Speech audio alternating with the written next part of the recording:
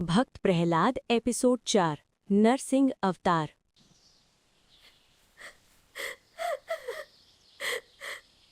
प्रहलाद की मां कायाधु बहुत चिंतित होकर महल के बाहर खड़ी थीं। होलिका दहन के बाद जब उन्हें पता चला कि प्रहलाद सुरक्षित है, उनकी आंखों में खुशी के आंसू आ गए। उन्होंने प्रहलाद को गले से लगाते हुए कहा, मेरे लाल, मैं बहुत डर गई थी। मुझे लगा कहीं फिर तुम्हारे पिता तुम्हें कष्ट न पहुंचाएं। भगवान ने तुम्हारी रक्षा की बेटा। तुम्हारी भक्ति पर मुझे गर्व है। माँ, भगवान विष्णु हमेशा अपने भक्तों की रक्षा करते हैं। आप चिंता मत करिए, मैं ठीक हूँ। कायाधु की आंखें भर आईं। वो अपने बेटे को गले से लगाकर प्यार करने लगी।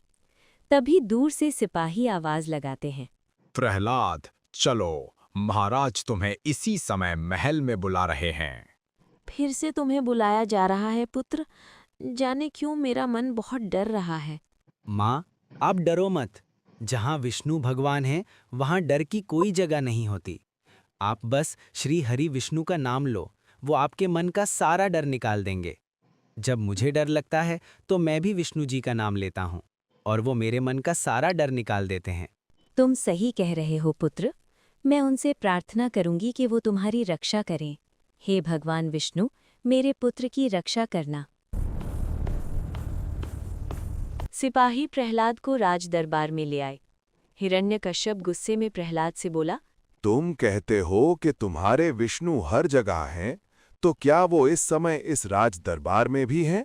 जी पिताजी, वो इस समय इस दरबार में भी है। तुम कहते हो विष्णु हर जगह है, पर मुझे तो तुम्हारा विष्णु कहीं दिखाई नहीं देता।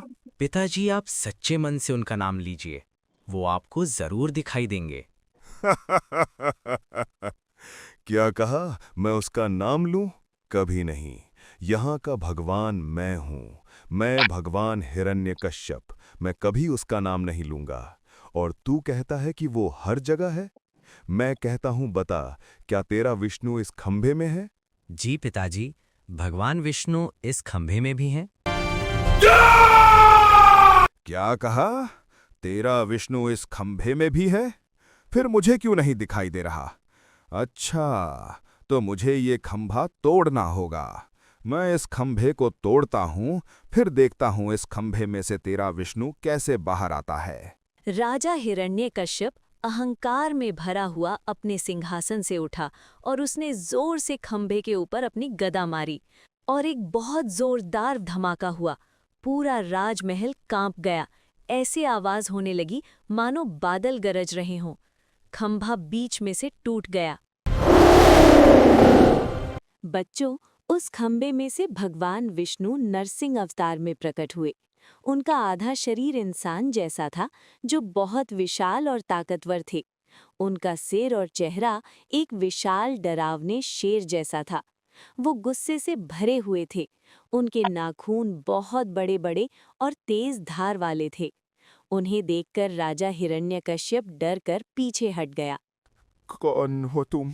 तुमने ही तो मुझे बुलाया है। तुमने कहा था ना कि मैं इस खंभे में हूं या नहीं, तो मैं इस खंभे से बाहर आया हूं।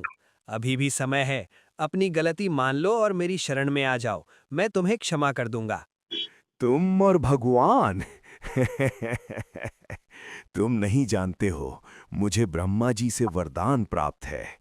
न मुझे कोई इंसान मार सकता है, न कोई जानवर। न मेरी मृत्यु दिन में हो सकती है, न ही रात में। न मैं घर के अंदर मर सकता हूँ और न घर के बाहर। न मेरी मृत्यु किसी अस्त्र से होगी, न किसी शस्त्र से। मैं अमर हूँ। हाँ, मैं अमर हूँ। मैं हूँ भगवान हिरण्यकश्यप। हे हिरण्यकश्यप, तुम्हारा अहंकार ही तुम्हारे अंत का कारण बनेगा। इसके बाद राजा हिरण्यकश्यप और भगवान नरसिंह के बीच लड़ाई शुरू हो गई। राजा हिरण्यकश्यप भगवान नरसिंह पर वार करने लगा और भगवान नरसिंह हर वार से बचते रहे। लड़ते लड़ते राजा हिरण्यकश्यप थक गया, फिर भी उसका घमंड नहीं टूटा। वो भगवान पर तलवार से वार करने लगा। तब भगवान नरसिंह ने राजा हिरण्यकश्यप को पकड़ लिया। राजा चिल्लाया, पर भगवान की शक्ति के आगे वो कुछ नहीं कर सका। हे हिरण्यकश्यप, मैंने तुझे बहुत बार माफ कर दिया, पर तू नहीं माना। तूने अपनी प्रजा को बहुत दुख दिए हैं, इस संसार पर बहुत अत्याचार किया है। अपने छोटे से मासूम बेटे को तूने बहुत सताया है, यहाँ तक कि उसे मारने की भी कोशिश की, पर अब तेरे पापों का अंत होगा। नरसिंह भगवान राजा हिरण्यकश्यप को महल की चौखट पर ले गए। उन्होंने राजा हिरण्यकश्यप को अपनी गोद में लिटाया और बोले, हे हिरण्यकश्यप, मैं ब्रह्मा जी के वरदान का मान रखते हुए न दिन में न रात में, शाम के समय, न घर के अंदर न घर के बाहर, बल्कि इस चौखट पर, न मैं इंसान हूं न मैं जानवर, मैं आधा इंसान और आधा जानवर हूं, न किसी अस्त्र से न किसी शस्त्र से। ये देख अपने नाखूनों से तेरे पापों का अंत करने जा रहा हूं।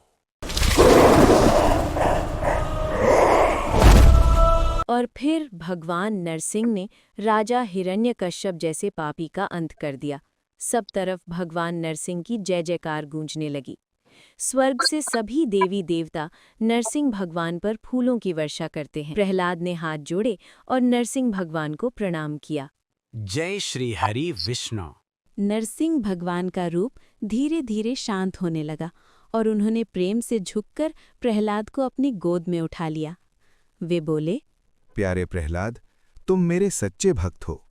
तुम्हारा विश्वास, तुम्हारी भक्ति और तुम्हारी सच्चाई ही तुम्हारी सबसे बड़ी ताकत है। मैं तुम्हें आशीर्वाद देता हूँ कि तुम बड़े होकर एक महान राजा बनोगे। तुम्हारा जीवन सबके लिए प्रेरणा बनेगा। इसके बाद भगवान विष्णु अपने रूप में वापस आ जाते हैं और अपने भक्त प्रहलाद को ढेर सारा आशीर्वाद देकर अंतर्ध्यान हो जाते हैं। बच्चों, विष्णु जी के आशीर्वाद से नन्हा बालक प्रहलाद बड़े होकर एक महान राजा बना। प्रहलाद के राज्य में प्रजा बहुत खुश थी। सब भगवान विष्णु की पूजा करते थे और खुशी खुशी रहते थे। तो प्यारे बच्चों, हमेशा याद रखना, बुराई पर अच्छाई की जीत हमेशा होती है। इसीलिए हिरण्यकश्यप जैसे बुरे राजा का अंत हुआ और भगवान विष्णु जी के प्रिय नन्हे भक्त प्रहलाद की जीत हुई।